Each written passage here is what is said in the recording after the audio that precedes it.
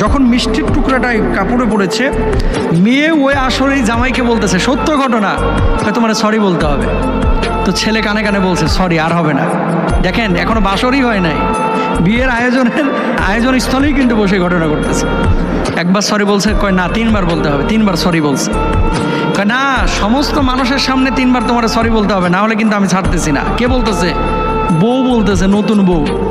ভদ্রলোক এবার মাইক নিয়ে সরি সরি সরি 3 বার বলেছে।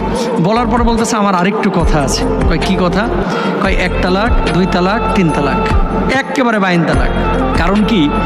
সামান্য একটু মিষ্টির টুকরা কাপড়ে লেগে গেছে, সেই জন্য যদি তারে উন্মুক্ত এই ময়দানে মজলিসে বসে আমারে 3 বার সরি বলতে হয়, 60 বছরের জীবনে এর সাথে কেমনে কাটাবো? তাহলে তো সরি সরি জিকির প্রতিদিন করে বউয়ের পাও ধরে বসে থাকতে হবে। লজিক আছে। 3 বার সরি বলে 3 তালাক দিয়ে 22 তালাক, স্থায়ী তালাক, এর সাথে সংসার করা যাবে না।